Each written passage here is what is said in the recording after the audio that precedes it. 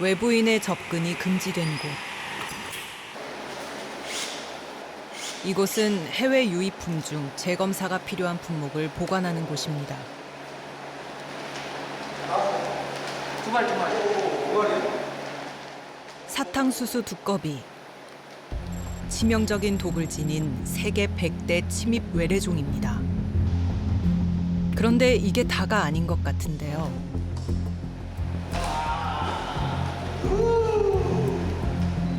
놀랍게도 이건 카이만 악어. 국제적 멸종 위기종입니다. 심지어 뱀까지 있습니다. 네, 아나콘다. 모두 외래종들입니다. 우리는 지금 외래종과의 치열한 전쟁을 벌이고 있습니다. 딱 잡아야 돼. 있어. 바로 있어.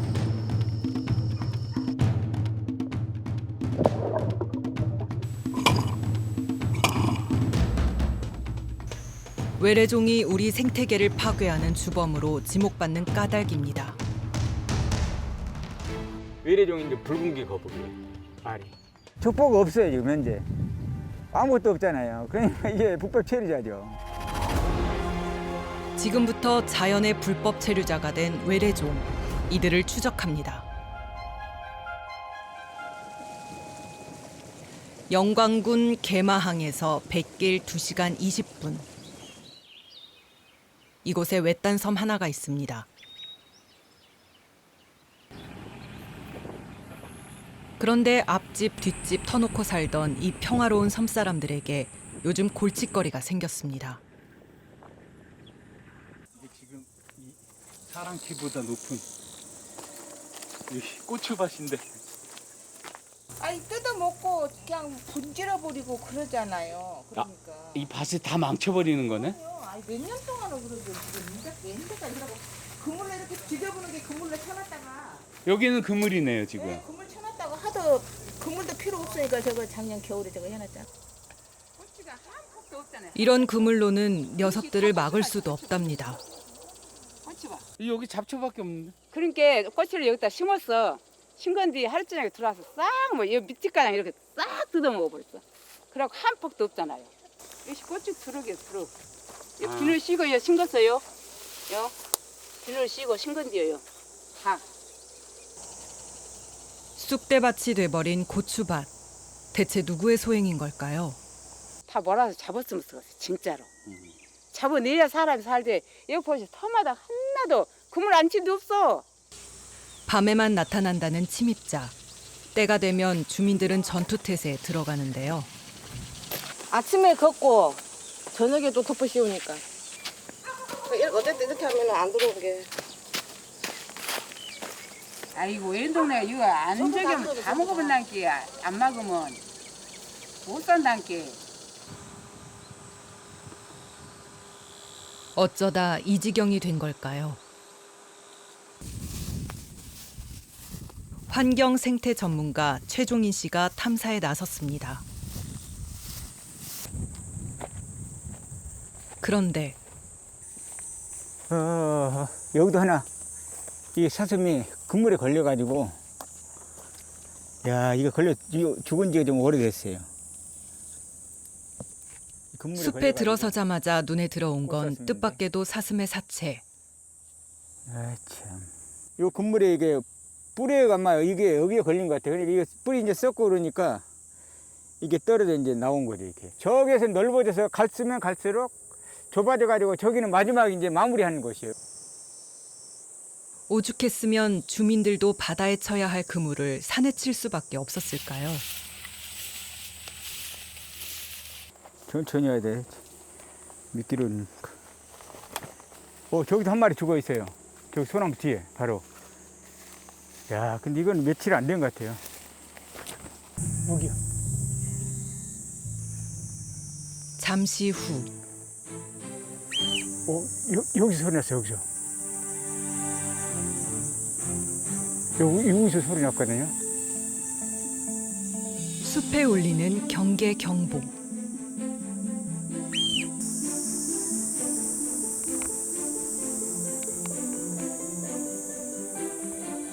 작은 사슴과 큰 사슴이 섞여 있는 것으로 보아 사슴 일가족인가 봅니다.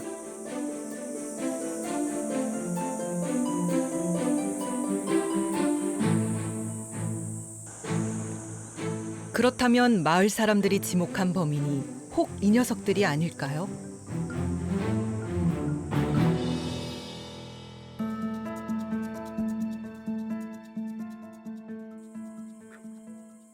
그날 밤 아무리 안 돼도 내 개인적인 생각은 1000도 정도는 내가 보고 온 이 사방에 몇십 마리씩이 전부 정박하고 있어요. 아 저기 있네. 두 마리 있네. 어디요? 저기 두 마리 있네요. 저기 많이 있네. 저 여러 마리 날았네. 저쪽으로 서치 비춰보시오. 그렇습니다. 설마 했는데 역시 밤의 습격자는 사슴이었습니다. 아 저기 또 여러 마리 한꺼번에 몰려다니면서 사람을 두려워하지 않아요. 이 주위가 1월 달에서 약 4월 달까지는 마을 전체가 사슴 놀이터가 육지 사람들은 사슴이 뭐 아름답다 뭐다 좋지만 우리는 그것이 사슴이 아주 적이에요. 적. 우리의 동화책 속에서 늘 착하고 예쁘기만 하던 사슴. 그런데 어쩌다 안마도 사람들에게 적이 된 걸까요? 그 까닭이 점점 궁금해지는데요.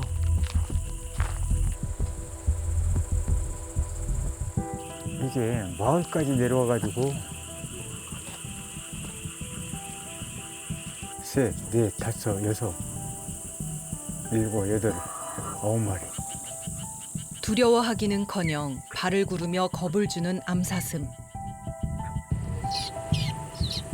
이는 새끼를 보호하기 위한 행동인데요.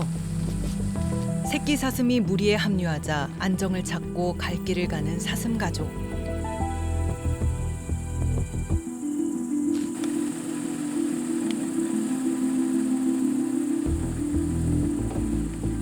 쳐놓은 그물망이 무색하게도 사슴들이 마을로 내려와 아무렇지도 않게 작물을 뜯어먹고 온 섬을 활보하고 있습니다. 얼마 개체가 얼마나 된지를 정확하게 모르겠어요. 주민들은 800마리라고 그러고 어떤 사람 1000마리라고 그러니까 그 사람들이 말하는 걸 이해가 돼요. 너무 많으니까. 주민수 190명, 추정되는 사슴의 개체수 약 1000마리. 보통 심각한 게 아닙니다. 이게 외래 좀 들어왔던 사슴이라든가 엘크라든가 이런 것 때문에.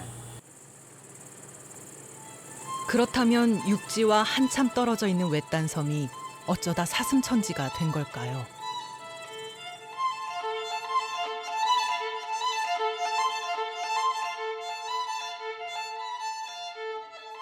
사슴이 지나간 자리, 풀과 나무가 거의 없는 맨땅입니다.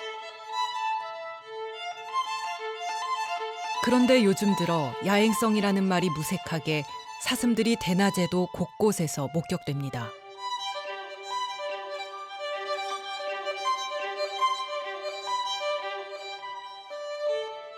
이 사슴들은 대체 어디에서 어떤 목적으로 안마도에 온 것일까요? 그 이제 이게 원래는 없었던 건데 생경계에 사람이 데려왔으니까 그렇게 된 거 아니겠습니까? 한 20년 됐을까요? 그전에는 뭐 5마리, 10마리 미만으로 이제 뿔하고 뭐 몸보신용으로 쓴다고 사다가 방목을 했는데 그게 이제 기하급수적으로 관리를 못하니까 기하급수적으로 늘어난 거죠. 30년 전 약용으로 키우기 시작했다는 사슴. 하지만 타산이 안 맞자 주인은 떠나버렸고 사슴은 방치됐습니다. 방치된 사슴은 기하급수적으로 늘어났지만 주인이 있는 가축이었기에 주민들은 손쓸 방법이 없었죠. 결국 주인은 올봄에서야 소유권을 포기했습니다. 그런데 또 다른 문제가 기다리고 있었습니다. 저희는 무주물로서 그 야생 동물로 보고 있습니다. 어떤 이유에서 그러신 거예요? 아니 지금 산에 저기 수십 년째 방목돼 가지고 거기서 커버린 야생 동물이지 않습니까? 가축이 아니고 누가 관리를 관리하는 사람이 하나도 일도 없습니다. 그래서 그 야생 동물로 보고 있죠. 처음이 아니어서 대책이 필요해 보입니다. 밤 늦은 시간 이 지역에서 마을 한 곰이 구터를 탈출한 건 쥐처럼 이번이 처음이 돌아다니는 아니었습니다. 20kg의 새끼 반달곰. 반달가슴곰 2마리가 탈출했다가 사살됐었는데요. 인명사고까지 발생했는데요. 대체 왜 이런 일이 반복되는 걸까요? 선생님, 곰 때문에 말씀드린 적 있어요. 아니 뭐 그 이제 이거는 이야기할 필요도 없어요. 왔다 가시면 뭐 할 거예요? 탈출이 되면 뭐 그런가 보다. 왜 그런 상태가 되겠습니까? 지금 이슈는 2번 됐지만 이거 말고도 3번 정도는 더 있는 거거든요. 곰이 다 출현한 거는.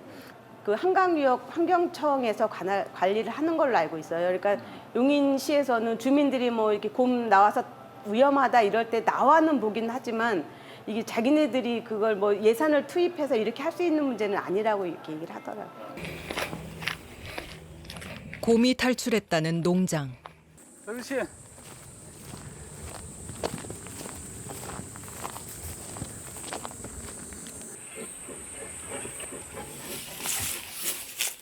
육중한 철창 안에서 사육되고 있는 곰.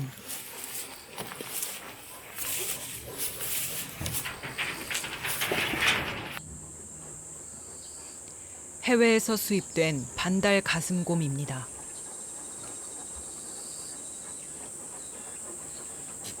농장에 지금 몇 마리가 있는 거죠, 선생님? 여기 17마리. 17마리. 원래는 몇 마리였던 겁니까? 18마리인데 네. 한 마리를 이번에 네네. 내가 착각한 거야. 한 마리 나간 것 같다가 아, 2마리 나간 것 같다고 이야기를 한 거야. 그 왜냐하면 아, 도축인 거 신고를 하면 되는데 신고를 못 해가지고 문제가 생길까 봐. 그렇습니다. 실제로 탈출한 곰은 2마리가 아닌 1마리였던 것이죠. 그런데 사육장 주인은 왜 거짓 신고를 했던 것일까요? 여기에 지자체에서 조습 인공 사육 허가증, 곰 인공 사육곰 사육 허가증 이거를 내줬어요.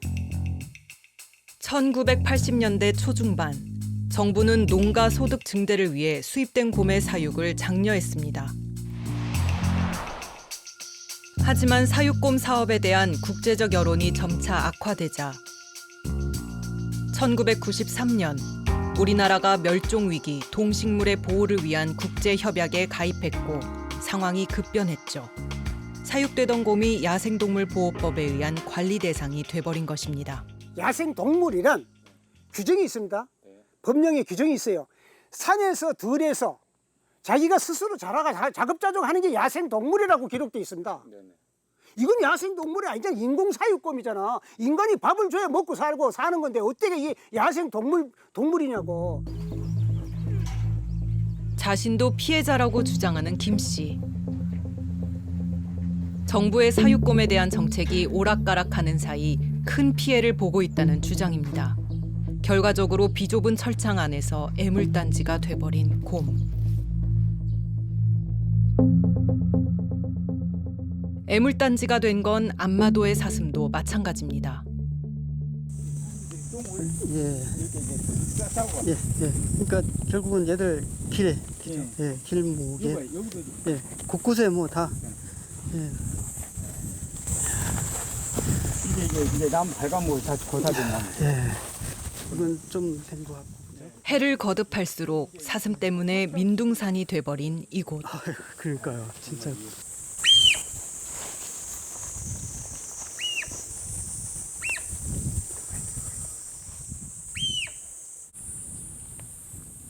이제 어디서나 사슴을 어렵지 않게 만날 수 있습니다.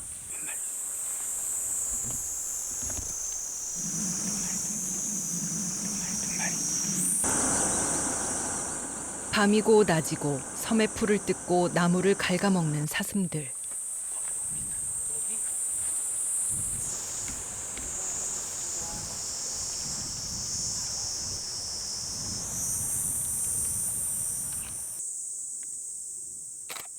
사슴 때문에 성한 나무가 없습니다. 겉에가 채관이고 안쪽이 물관 쪽인데 이게 작년 가을 겨울에 이렇게 갈아먹었으면 이 나무가 새로 잘 자라는 데 있어서 문제가 생길 것 같고 약해지면서 결국은 고사되지 않을까 하는 생각도 들긴 하거든요. 오히려 이렇게 보면은 예. 다른 나무는 파란데 예. 저 노릇끼리 벌써 이미 단풍이 예. 드는 것처럼. 예. 사슴은 뿔이 날 때 가려움 때문에 나무를 긁는 습성이 있다고 합니다. 게다가 먹이가 부족할 때는 나무 줄기까지도 먹어치우는데요. 침엽수림 그리고 활엽수가 이제 산 정상 쪽으로 오면서 있었는데 이 활엽수림이 많이 지금 고사되고 있는 상황을 보았습니다. 이와 같이 활엽수림이 이제 조금씩 없어짐으로 인해 가지고 생물 다양성도 줄어드는 결과가 나올 것 같습니다. 따라서 요거를 좀 더 빨리 어떻게 통제를 해야 되지 않을까 생각을 합니다. 숲이 망가진 것이 확연하게 보입니다. 주민들의 농작물 피해를 막고 섬의 생태계를 보호하기 위해 이 문제를 해결하는 것이 시급해 보이는데요. 아이고, 예, 멀리 오시느라 고생하셨습니다. 네. 예, 예. 반갑습니다. 우리 부의 해석은 예. 뭐라고 하는 건가요? 어디요? 야생화되고. 하지만 환경부의 입장은 개체수 증가만으로는 생태계 문제를 일으킨다고 볼 수는 없다는 겁니다. 확실하지 않기 때문에 지금 뭐 상태는 어쩔 수가 없어요. 지금 상황은 어떤 법적인 완전히 그 사각지대에 지금 놓여 있기 때문에 그거를 갖다가 어떻게 잡을 수 있는 방법은 없습니다. 그럼 영광군의 입장은 어떨까요? 근데 영광군에서도 솔직히 사슴을 잡아낼 수 있는 방법이 현재로서는 없습니다. 환경부에서는 지자체에서 알아서 하라고 하는데 어떻게 보면 지자체도 법을 지켜야 될 부분인데 총기 사용 자체를 뭐 함부로 내줄 수도 없는 입장이지 않습니까? 환경부는 축산법상 가축이기 때문에 농림축산식품부에서 문제를 해결해야 한다는 입장을 전해왔는데요.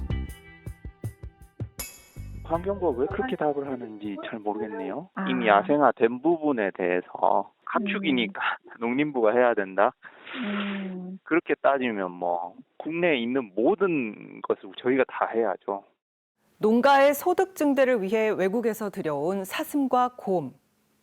이런 동물이 때로 심각한 문제를 일으킨다고 합니다. 좀처럼 풀기 힘든 골치 아픈 문제를 말이죠. 심지어 우리나라 토종 민물고기인 가물치도 미국과 유럽 등 외국에서는 생태계를 위협하는 위험한 외래 생물로 인식된다고 합니다. 여러분들은 뉴트리아, 황소개구리, 크니베스를 기억하시나요? 이미 오래전 우리의 자연에 침입한 대표적인 생태교란 생물들이죠. 그렇다면 2021년 현재 그들은 어떻게 되었을까요? 비무장지대의 남방 한계선. 민간인 통제구역 안에 토교 저수지가 있습니다. 오늘 이곳에선 외래종 퇴치 작전이 펼쳐질 예정인데요. 알겠습니다.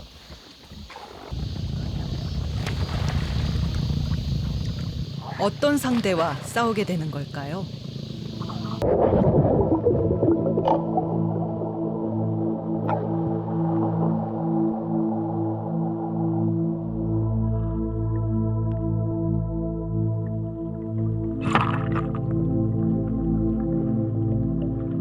물고기입니다. 머리의 반 이상을 차지할 만큼 입이 큰 물고기. 뭐예요 그게? 베스예요. 베스요? 큰입 베스입니다. 1973년 식용으로 도입된 후 우리 생태계를 잠식한 대표적인 외래종 물고기죠. 물속에서 큰입 베스를 만나는 건 어렵지 않습니다. 포획에 들어간 지 1시간 만에 잡은 큰입 베스가 수십 마리에 달합니다. 제가 물속에서 봤을 때는 토종 물고기가 베스를 이길 수가 없어요.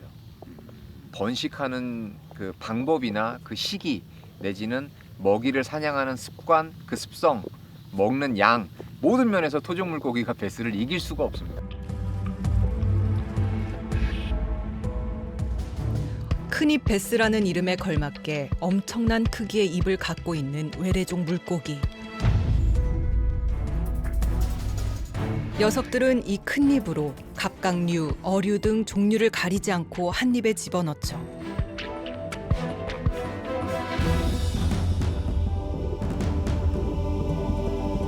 살아 움직이는 것이라면 무엇이든 자기 몸의 3분의 1 크기까지 닥치는 대로 잡아먹는 자연의 불법 체류자.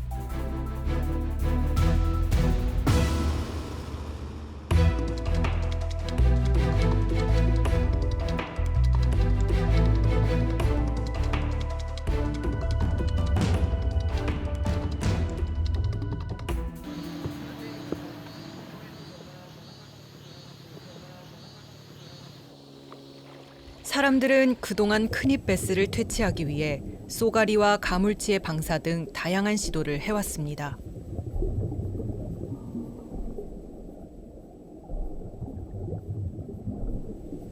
하지만 번번이 수포로 돌아가고 말았죠.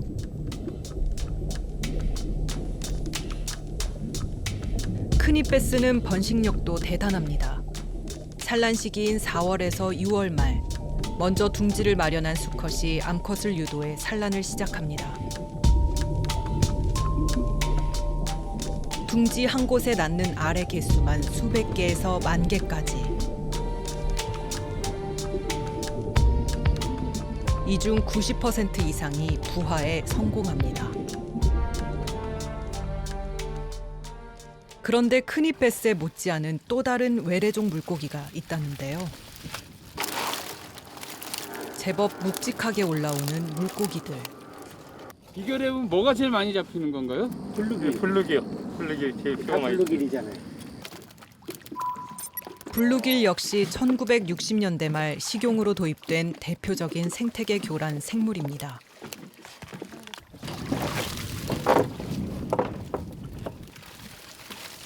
그 많던 붕어, 메기, 쏘가리는 이제 구경조차 힘들다는 이곳. 이거 뭐예요?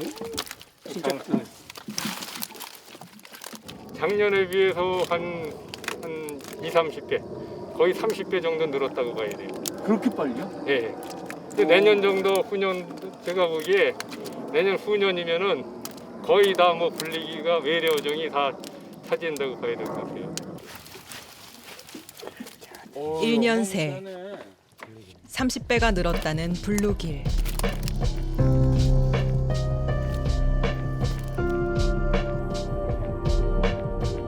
다른 물고기들의 알을 쪼아 먹어 우리 토종 물고기의 씨를 말리는 주범인 블루길. 카메라도 피하지 않는 녀석. 알을 지키기 위함인데요. 산란기가 절정에 다다르는 5, 6월이 되면 물속에서 몸을 흔들며 산란하는 블루길을 쉽게 만날 수 있는데요.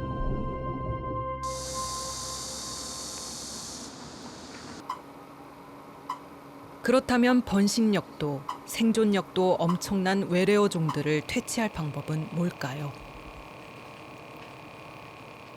최상위 포식자로서 우리나라 물고기를 전부 먹어치우는 날강도 같은 존재라고 그럴까요? 생태계를 파괴하기 때문에 큰 문제죠. 이곳에서 연구용으로 키운 큰입 베스의 포식성은 놀라울 정도입니다.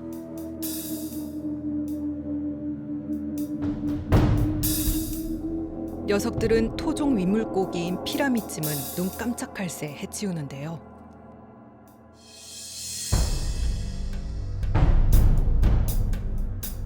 심지어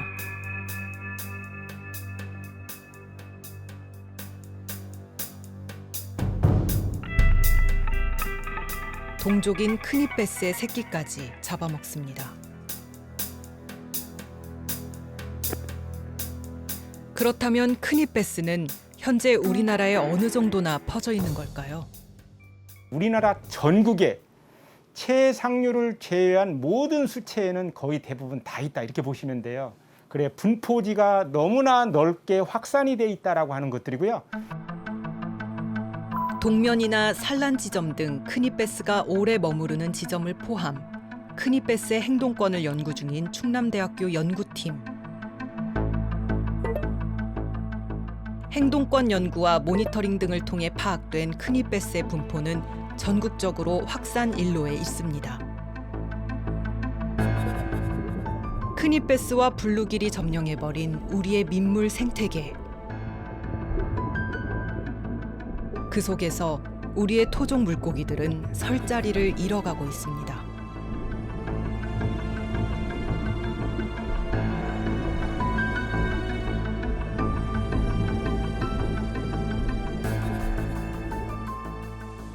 영남 지방을 가로질러 남해로 흘러드는 낙동강. 그 물줄기를 가르는 배 위에 세 남자가 있습니다.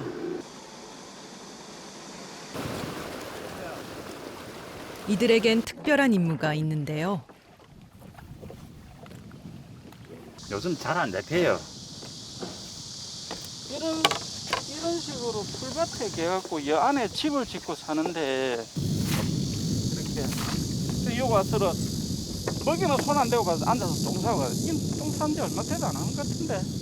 어떤 게 똥이에요? 이게 전부 똥이라. 누트리아 똥이 이렇게 생겼어요. 이렇게. 이게 누트리아 똥이에요. 똥. 이렇게 생겼어요. 이들이 찾고 있는 건 바로 뉴트리아, 거대 쥐로 알려진 외래종입니다. 보면은 이렇게 똥 있잖아요. 여기에 사이로 이 사이로 지나다닌다는 거죠. 여기에. 이렇게 몇 군데 정도 덫을 나누신 거예요? 한 10군데 정도. 10군데. 흔적은 녀석을 잡을 수 있는 중요한 단서죠. 오, 하얀 게 있네. 뉴트리아입니다. 아. 잔다 이거. 와.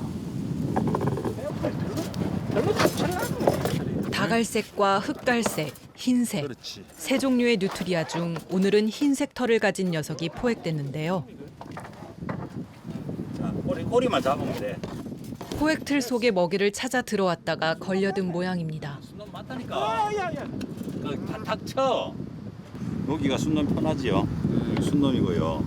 이빨은 물갈기가 있고 앞발은 물갈기가 없어요. 그래서 뭐 당근 같은 거 주면 저 앞 두 손으로 잡고 그래 먹어요.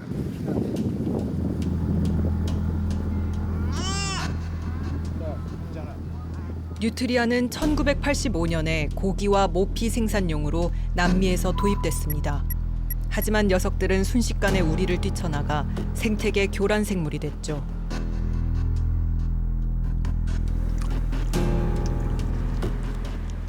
(2000년대) 중후반까지만 해도 낙동강에는 뉴트리아가 창궐했습니다.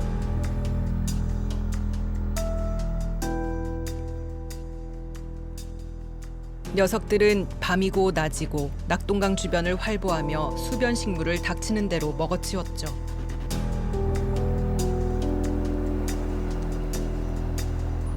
이 거대한 쥐들이 떼지어 몰려다니는 광경을 목격하는 건 어려운 일이 아니었습니다. 이게 지금 집단으로 이렇게 지금 다 적설 내는 거예요. 이렇게 한 거죠 이게? 급기야 녀석들은 농작물까지 공격했습니다. 뜯으면 사사사. 이거 빼서? 예, 이빨 아니 그냥 그다리 빼지 말고 그냥. 먹잇감이 부족한 겨울이면 하우스 작물까지 큰 피해를 입히곤 했던 뉴트리아.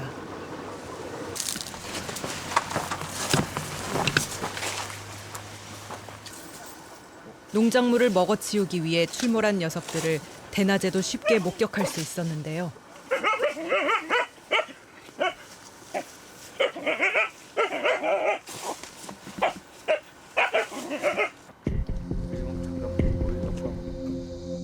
이 골치 아픈 거대 쥐를 소탕하기 위해 포획 및 수매 사업 등 다양한 퇴치 작전이 이어졌습니다.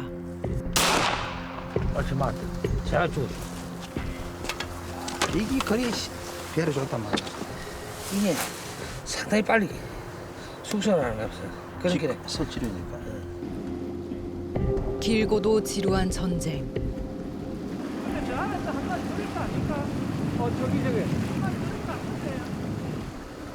많이 들었네. 또 한 마리 뉴트리아가 포획됐습니다.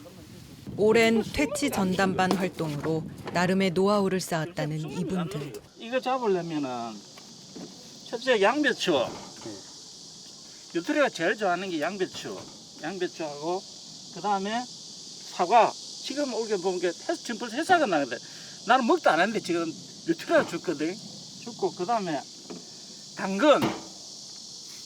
이거를 이 세 가지를 넣어야 뉴트리아가 잘 잡혀요.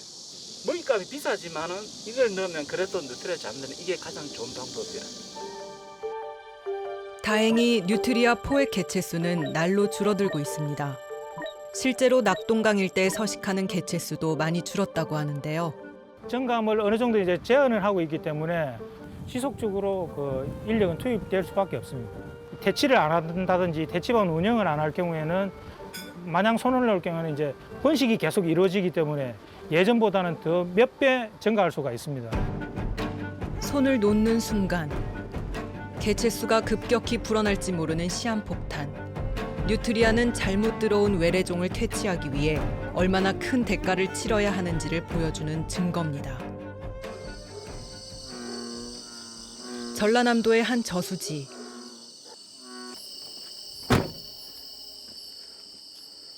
밤의 울음소리를 따라 발걸음이 바빠지는 사람들이 있습니다. 저 들어가서 작업할 때 좀 키우고. 조용조용 녀석들이 눈치채지 않도록 신중하게 전진.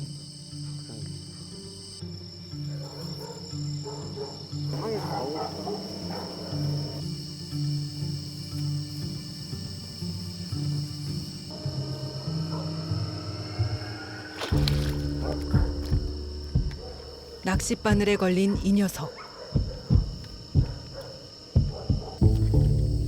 황소개구리입니다. 발버둥을 쳐보지만 이미 늦었습니다.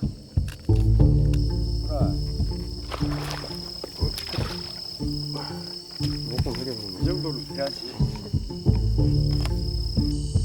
딱 잡아야 돼. 밤늦게까지 계속되는 낚시. 있어. 모르고 있어.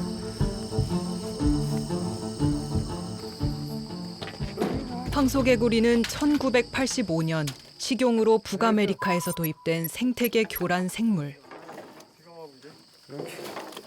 고생했어. 옛날에는 120kg, 많이 잡는 사람 140kg 이렇게 잡았는데 지금은 뭐 15kg면 아무것도 아니지. 지금 많이 없어지는 상태입니다. 생태계 보고로 알려진 우포늪에서도 외래종과의 전쟁이 계속되고 있습니다.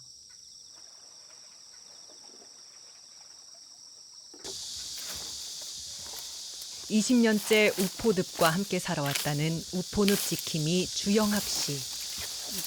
이빨 달라붙어. 이빨 달라. 대고 샤갑지. 주영학 씨는 오늘도 뉴트리아를 잡는데 하루를 보냅니다. 여기 구리거든. 뉴트리아 통과한다. 이게 야 보자. 여기로. 이 벌거면 질러면 다 통과 다 돼 있어.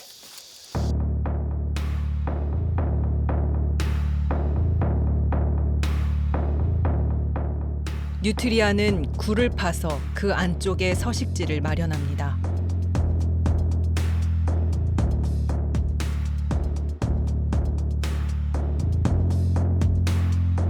입구는 물론이고 이동 통로와 출구까지 완벽하게 굴을 파기 때문에 발견이 쉽지 않죠.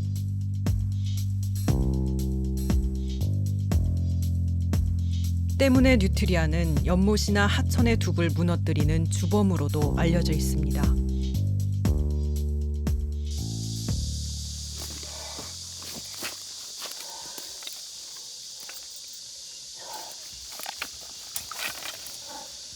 여기 단이 길에. 여기 밭피고. 천적이 있잖아. 뉴트리아는 천적이 없습니다. 그 천적 누구냐? 우리 사람입니다. 바로 저 옆에는 제가 잡고 내 전당 못 가도 기억하는데 만날 지나 잡아서 하고. 원인 제공자는 일단 우리 인간이지만은 그걸 또 해결하기 위해서는 또 결자 해지 차원에서 인간이 이제 또 나서 가지고 해야 될 것 같습니다. 자연의 불법 체류자는 결국 인간의 욕심과 방심이 만들어낸 결과는 아닐까요?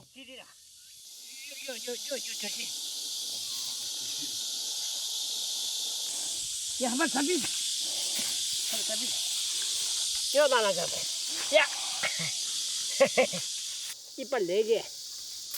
오늘도 주영학 씨는 또 한 마리의 뉴트리아를 잡습니다. 한번 들어가야 돼. 야, 크다 이게. 많이 줄었다고 해도 남아있긴 하네. 아, 그래도 있습니다. 얘는 끝도 못 봐. 계속 잡으면 돼. 끝이 없습니다. 끝이 없는 외래종과의 전쟁. 그런데 더 큰 문제는 뉴트리아, 황소개구리, 크니베스가 끝이 아닐 수도 있다는 겁니다. 외국에서 들어오는 화물 중 정밀 검사가 필요한 물건들은 반드시 이곳을 거칩니다.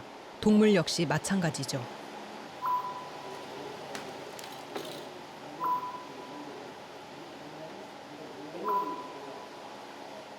이 모두는 수입된 동물, 즉 외래종입니다.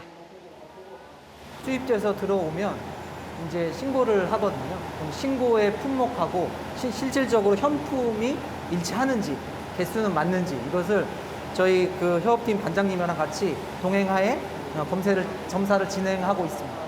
네, 두 마리인데 좀 많아요, 이거. 콜로라도 리버터도 네, 이거 콜로라도 것 같아요. 두꺼비의 뱀까지. 이 동물들은 어쩌다 우리나라에 온 걸까요? 요즘에는 뭐 이색적인 그런 반려동물을 키우는 것이 유행이라고 하는데요. 그러면서 이제 남들이 키우지 않는 것들에 대한 거, 그다음에 우리나라에 없는 것들에 대한 그런 거를 조금 더 이제 좋아하시는 분들이 이제 늘어나고 있는 추세인 것 같아요. 반려동물에 대한 수요는 매년 증가하고 있습니다. 생태계를 교란시킬 수 있는 수입 외래종도 계속 증가하는 추세죠. 문제는 자연에 버려질 경우 우리 생태계를 치명적으로 교란시킬 수도 있다는 겁니다.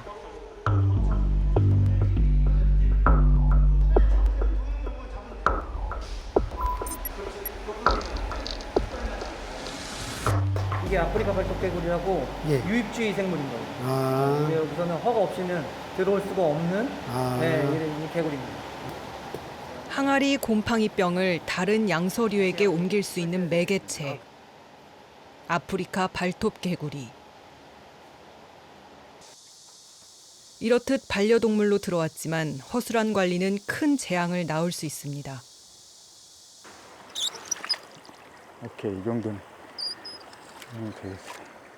환경생태 전문가인 최종인 씨는 안산 갈대습지에서 외래종과의 전쟁을 치르는 중입니다. 됐어요.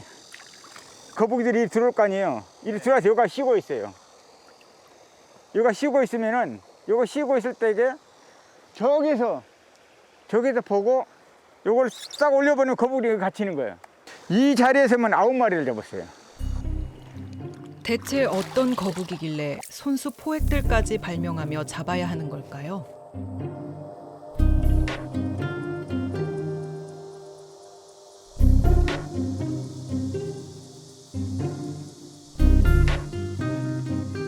포획을 위한 끈질긴 기다림. 들어갔어요. 일단 묶어놓고.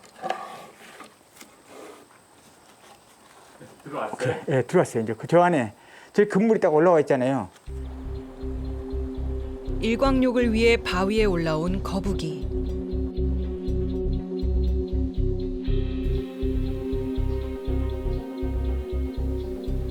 변온동물인 거북이는 체온 조절을 위해 일광욕을 해야 한다는데요. 이것은 이런 거북이의 습성을 활용해 만든 포획틀입니다. 이게 붉은귀 거북이. 꽤 크네요. 이것도 한 7, 8년 자란 것 같아요. 상당히 붉은귀 거북치고는 상당히 큰 거예요. 어이구, 눈 옆에 선명한 붉은 무늬. 그래서 이름이 붉은귀 거북이인 이 녀석. 붉은귀 거북의 퇴치는 여기에 그치지 않습니다. 이게 말라서 그렇지 이거 몇백 마리 되는 거예요. 자, 전에 잡은 것들하고 이게 이제 2번에 걸쳐서 잡은 거거든요. 번식력이 참 대단하죠.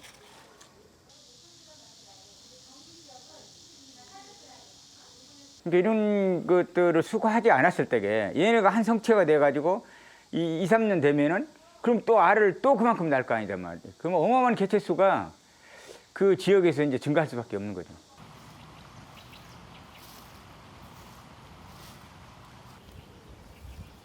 평범해 보이는 땅. 여기는 이렇게 길이 단단하잖아요. 사람이 다니는 길. 이거 봐요. 이렇게 단단해. 호미도 잘 안 들어가거든요. 이 팔람 이렇게 있는데 여기다 들었어요. 여기에. 흙 이겨가지고 풀하고 섞어가지고 물을 가지고 와서 팠어요. 여기 있다. 엄청 많네. 놀랍게도 알이 모습을 드러냅니다. 한 번에 많게는 30개까지 알을 낳는다는 붉은 귀 거북. 이거 무슨 알이에요? 이게 외래종인 붉은 귀 거북이 알이에요.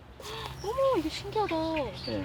이거 터지지 않나요? 안 터지죠. 그래서 얘네들이 이제 깨어날 무렵 보면 좀 이 껍질이 얇아져요. 터질 것 같아. 사람들이 모르니까 또 놔주는 거잖아요. 불쌍하니까. 그러니까 이게 사람으로 말하면 불법 체류자예요. 맞아. 네, 불법 체류자.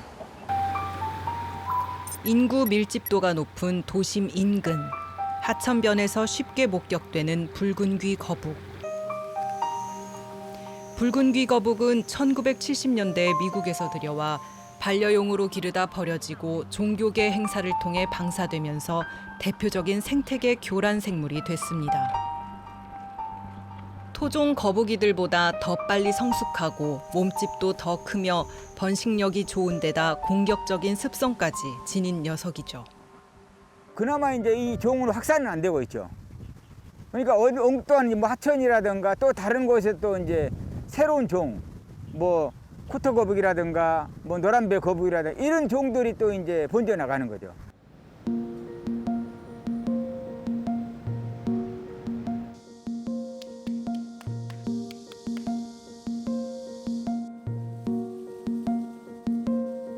반려용으로 기르다 버려지는 동물은 이미 자연 생태계에서 심각한 문제를 일으키고 있습니다. 이곳 인공호수에서는 거북이를 쉽게 볼 수 있는데요. 길 가던 시민이 먹이를 주자 익숙한 듯 금세 몰리는 거북이들. 그야말로 물고기 반, 거북이 반입니다. 리버쿠처 4개체, 그리고 페닌슐라 쿠터가 하나, 둘, 3개체 정도. 아까 쟤는 들어갔나? 그렇다면 이 호수 속엔 외래종 거북의 비율이 얼마나 될까요? 그리고 다른 거북이는 지금 안 보이지. 붉은기 거북, 페닌슐라 쿠터, 리버 쿠터에서 총 3종이 있어요. 우리가 익히 아는 붉은 귀 거북은 물론 지난해 생태계 교란 생물로 지정된 리버 쿠터, 생태계 교란 우려가 있는 페닌슐라 쿠터까지 모두 외래종 거북이가 점령한 인공호수. 전남대학교에서는 현재 이 외래종 거북이들의 생태를 연구 중입니다. 그냥 다 써버려줘. 우선 발신기 붙일게요.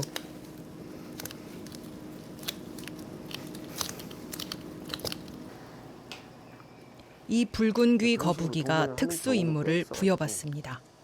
완전 열대성 동물인데 이게 거북이를 추적할 수 있는데 추적을 해서 거북이의 행동권을 연구하기 위해서 붙이고 있습니다.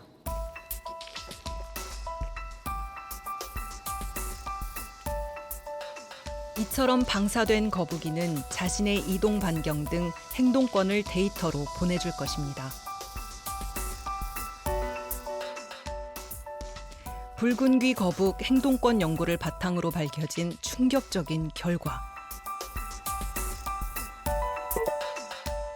현재 인구 밀집 지역 중심으로 분포된 붉은 귀 거북이 2050년이면 전국으로 확산될 것이라는 예측이 나왔습니다. 현재 지금 유기된 그 거북류들이 하천이나 조그만 소하천 이런 걸 통해서 이동을 하다 보니까 결국은 이제 거북류들도 이제 산림 쪽, 시골 쪽으로 점점 현재 확산되고 있는 실정이고요. 붉은 기겁 같은 경우는 현재 그 야생에서 도시하고 좀 먼 지역에서도 발견되고 있는 실정입니다. 자연의 불법 체류자 외래종. 그들은 사람의 욕심 때문에 이곳에 왔습니다. 그런데 큰 돈을 들여 전쟁을 치르는 지금 이 순간에도 외래종들은 여러 가지 이유로 수입되고 있습니다. 그렇다면 지금으로부터 10년 뒤 우리의 자연은 어떤 모습으로 남아있을까요? 난대림과 온대림이 혼재되어 있어 생물 다양성이 높은 것으로 알려진 월출산 국립공원.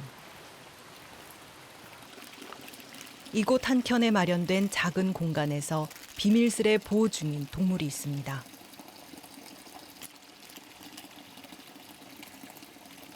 남생이 보호 차원에서 이 대체서식지를 마련하고 20개체 정도 여기에서 지금 이렇게 먹이를 줘가면서 좀 관리하고 있습니다. 우리 어차피 살아있고 지금 껍데기가 지금 벗겨져 있는 게 나올 때가 된 것 같긴 해. 지난 2012년 이곳 월출산에서는 토종 거북인 남생이의 서식지가 처음 발견됐습니다. 국립공원 측은 곧바로 남생이 보호 사업에 들어갔죠. 생명을 불법 체류자로 만드는 것은 결국 인간의 욕심과 방관 때문입니다.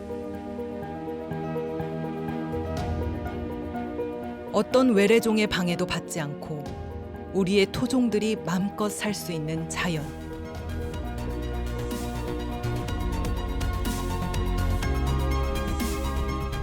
지금 관심 갖지 않으면 우리의 토종 생물이 영영 사라질지도 모릅니다.